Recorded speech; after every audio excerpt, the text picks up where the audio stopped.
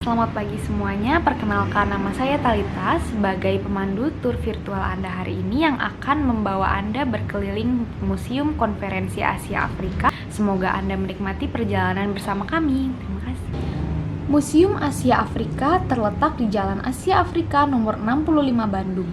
Sejarah Museum Asia Afrika di Bandung tidak dapat dilepaskan dari tempat penyelenggaraannya, yaitu Gedung Merdeka. Gedung ini berdiri pada tahun 1895 sebagai tempat berkumpulnya orang-orang Eropa, terutama orang Belanda yang bertempat tinggal di Bandung dan sekitarnya. Arsitek C.P. Wolf Schumacher menonjolkan gaya Art Deco pada gedung ini pada pembangunan di tahun 1921 untuk memberi warna rekreasi pada bangunannya.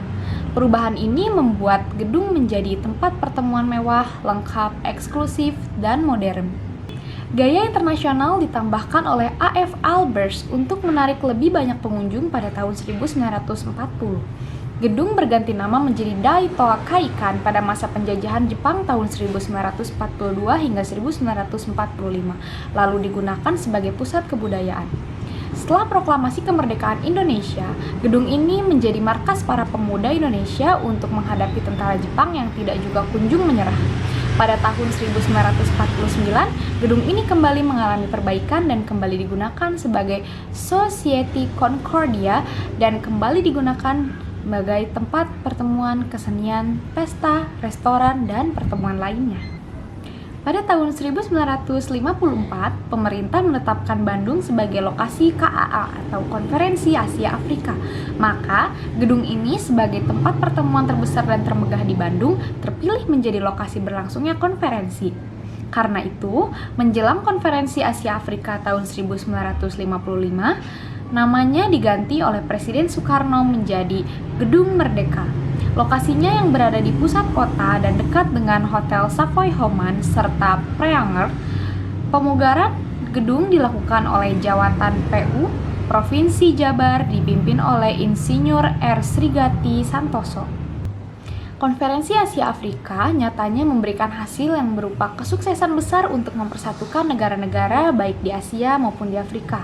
Konferensi ini tidak hanya sukses di zamannya, tetapi juga masih berlanjut ke masa sesudahnya sehingga jiwa dan semangat KAA tetap hidup dan menentukan sejarah dunia.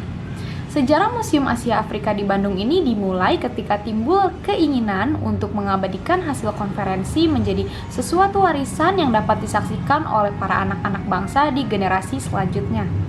Proyek pembangunan Museum Asia Afrika dikerjakan oleh PT Desenta Bandung dan diresmikan pada 24 April 1980 oleh Presiden Soeharto bersamaan dengan dihelatnya puncak peringatan 25 tahun KAA. Museum KAA berada di dalam Gedung Merdeka. Ada dua bangunan utama. Yang pertama disebut Gedung Merdeka sebagai tempat sidang utama dan gedung yang berada di sampingnya yaitu Museum Asia Afrika. Pembangunan ini dilakukan oleh pemerintahan Republik Indonesia dan berada di bawah wewenang Departemen Pendidikan dan Kebudayaan. Sedangkan pengelolaan museum ada pada Departemen Luar Negeri dan Pemda tingkat 1 Provinsi Jawa Barat. Kedudukan Museum Konferensi Asia Afrika pada 18 Juni 1986 dialihkan dari Depdikbud ke Deplu dengan diawasi oleh Badan Penelitian dan Pengembangan Masalah Luar Negeri. Kemudian pada tahun 2003 dilakukan restrukturisasi di Deplu, maka Museum KAA dialihkan ke Ditjen Informasi, Diplomasi Publik, dan Perjanjian Internasional. Divisi ini kemudian berganti nama menjadi Ditjen Informasi dan Diplomasi Publik dan tetap memegang pengelolaan Museum Konferensi Asia Afrika. Tahukah Anda tentang Society Concordia seperti yang sudah saya bahas di awal? Begitu nama Gedung Merdeka saat pertama kali dibangun pada tahun 1895. Gedung ini digunakan sebagai tempat rekreasi dan sosialisasi masyarakat Belanda yang tinggal di Bandung. Pada saat akhir pekan, Society Concordia dipenuhi oleh orang Belanda yang bertemu dan berdansa, mulai dari perwira, pengusaha, sampai pegawai perkebunan berkumpul di gedung ini. Mereka juga biasa menonton pertunjukan kesenian sambil makan malam. Tahukah Anda terdapat fakta unik tentang Museum Konferensi Asia Afrika? Jadi, setelah menjadi tempat perhelatan Konferensi Asia Afrika pada tahun 1955, fungsi Gedung Merdeka berubah-ubah seiring dengan situasi pemerintahan. Saat terbentuk Dewan Konstituante pada 1955, gedung ini dijadikan Gedung Konstituante.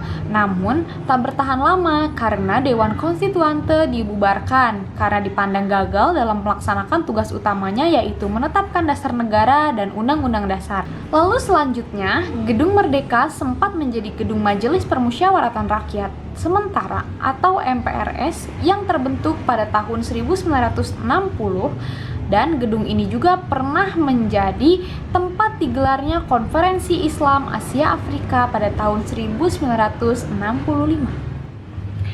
Baik semuanya, sekian untuk perjalanan tur virtual mengelilingi Museum Konferensi Asia Afrika. Terima kasih sudah mempercayakan kami untuk membawa kalian berkeliling museum ini. Semoga bisa menjadi pengalaman yang baru bagi kalian semua. Saya sebagai tour guide pamit undur diri dan terima kasih.